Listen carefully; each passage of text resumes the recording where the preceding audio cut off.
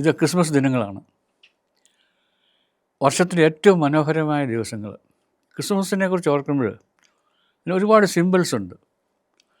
മറിയുണ്ട്, ജോസഫുണ്ട്, ഉണ്ണിയേശുണ്ട്, പുൽക്കൂടുണ്ട്, അതുപോലെ തന്നെ ആട്ടിടയന്മാരുണ്ട്, സ്വർഗീയ സംഗീതമുണ്ട്. അങ്ങനെ ഒത്തിരി ഒരുപാട് സിമ്പിൾസ്.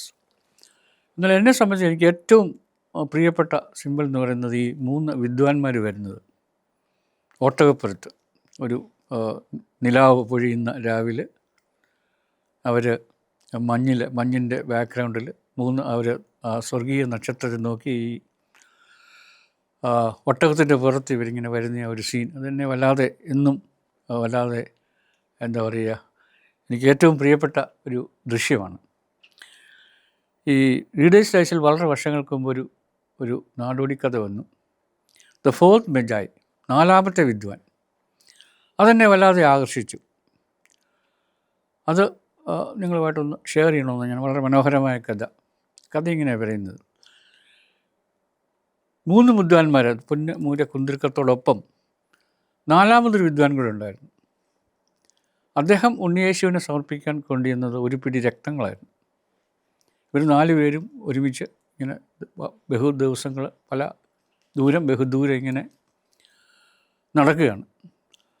അപ്പോൾ രാത്രിയാകുമ്പോൾ അവർ ഏതെങ്കിലും ഒരു ഭവനത്തിൽ ഇങ്ങനെ അനുവാദം ചോദിച്ച് അവിടെ കിടന്നുറങ്ങും. പിറ്റേ ദിവസം യാത്ര തുടരും. ഇങ്ങനെയാണ് അവരുടെ പതിവ്. ഒരു രാത്രിയിൽ അവർ ഒരു വളരെ വിജനമായ ഒരു സ്ഥലത്ത് വന്നു. ഒരു വീടും കാണാനില്ല. പിന്നീട് നോക്കിയപ്പോൾ വളരെ ദൂരെ ഒരു ചെറിയ വെളിച്ചം കണ്ട് അവരങ്ങോട്ട് പോയി. ഒട്ടകപ്പുറത്ത് അങ്ങോട്ട് ഇരുന്നു. കഥകൾ മുട്ടിയപ്പോൾ ഒരു പ്രായമായ അമ്മ ഇറങ്ങി വന്നു.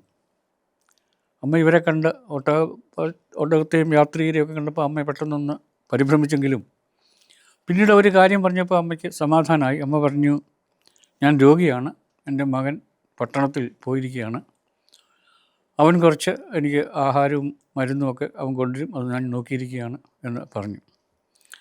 അവർ അന്ന് രാത്രി അവിടെ തങ്ങി. ഈ 3 വിദ്വാൻമാരും, അതായത് സ്വർണവും കുന്തിരിക്കവും മൂരുമൊക്കെ കൊണ്ടുവന്ന ആ 3 വിദ്വാൻമാർ യാത്രയായപ്പോൾ 4ാമത്തെ വിദ്വാൻ പറഞ്ഞു, ദ ഫോർത്ത് മജായി പറഞ്ഞു, ഞാൻ വരുന്നില്ല, ഞാൻ ഈ പ്രായമായ അമ്മയെ തന്നെ ഇട്ടിട്ട് വരാൻ, എനിക്ക് രോഗിയായി അമ്മയെ തന്നെ വിട്ടിട്ട് വരാൻ എനിക്ക് മനസ്സാകുന്നില്ല, നിങ്ങൾ പോയിക്കോളൂ, ഞാൻ പുറകെ വന്നോളാം, അമ്മയുടെ മകൻ വരട്ടെ എന്ന് പറഞ്ഞ് ആ 4ാമത്തെ വിദ്വാൻ അവിടെ തങ്ങി. അദ്ദേഹം തൻ്റെ സ്വർണത്തിൽ തൻ്റെ രത്നത്തിൻ്റെ അല്ലെങ്കിൽ ഡയമണ്ടിൻ്റെ ചെറിയൊരു പോർഷൻ എടുത്ത് അമ്മയ്ക്ക് വേണ്ട മരുന്നും അമ്മയ്ക്ക് വേണ്ട ഫുഡും ഒക്കെ വാങ്ങിച്ച് 3-4 ദിവസം കഴിഞ്ഞപ്പോഴത്തേക്ക് മകൻ മടങ്ങി വന്നു.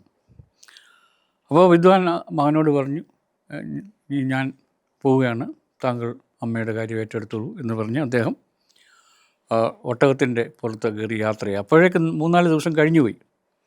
മുമ്പിലുള്ള തൻ്റെ സുഹൃത്തുക്കൾ അവർ 4 ദിവസത്തെ യാത്ര കഴിഞ്ഞു.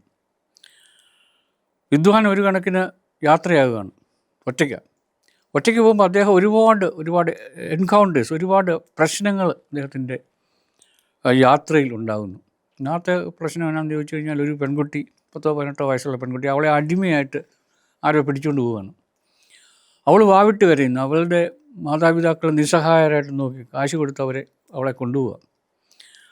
അപ്പോൾ ഇത് കണ്ടപ്പോൾ ഈ നമ്മുടെ വിദ്വാൻ, അദ്ദേഹത്തിന് വലിയ സങ്കടം തോന്നി. അദ്ദേഹം കൊണ്ടുപോകുന്നതിനോട് ചോദിച്ചു, ഈ പെൺകുട്ടിയുടെ വിലയേക്കാൾ കൂടുതൽ, നിങ്ങൾ കൊടുത്ത വിലയേക്കാൾ കൂടുതൽ തന്നാൽ ഇവളെ സ്വതന്ത്രമായിട്ട് വിടാവോ എന്ന് ചോദിച്ചപ്പോൾ അയാൾ സമ്മതിച്ചു. അപ്പോൾ ഈ വിദ്വാൻ തൻ്റെ രത്നശേഖരത്തിൽ നിന്നും ഒരു രത്നം ആ കച്ചവടക്കാരന് കൊടുത്തു. അവളെ സ്വതന്ത്രരാക്കി. കണ്ണുനീരോടെ ആ പെൺകുട്ടിയും മാതാപിതാക്കളും അവരുടെ ഭവനത്തിലേക്ക് മടങ്ങിപ്പോകുന്നു. പിന്നീട് രാത്രി അദ്ദേഹം ഇങ്ങനെ പോകുമ്പോൾ ഒരു രാത്രി വലിയ ഒരു വേദനയും കരച്ചിലൊക്കെ കേട്ട് അദ്ദേഹം ചെല്ലുമ്പോൾ 1.5-2 വയസ്സുള്ളൊരു പെൺകുട്ടിയെ കൊല്ലാൻ ഒരു ഭടൻ ഇങ്ങനെ വാൾ ഓങ്ങി നിൽക്കുകയാണ് ഇരുട്ടത്ത്. അവൻ്റെ അമ്മയായിട്ട് വാവിട്ട് കരയുന്നു. വിദ്വാൻ അദ്ദേഹത്തെ ആ ഭടനോട് ചോദിച്ചു, തനിക്കൊരു രത്നം തന്നാൽ ഈ കുട്ടിയെ സ്വതന്ത്രമാക്കും, വെറുതെ അമ്മയ്ക്ക് കൊടുത്തേക്കാമോ? അയാൾ ഇത്രയും വലിയ വാല്യുബിൾ ഡയമണ്ട് കിട്ടിയാൽ കൊടുത്തേക്കാമെന്ന് പറഞ്ഞു.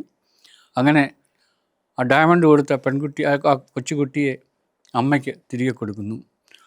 ഒരു നന്ദി പോലും പറയാൻ നിൽക്കാതെ അമ്മ ആ കുഞ്ഞിനെയും കൊണ്ട് ഇല്ലത്ത് മറയുന്നു.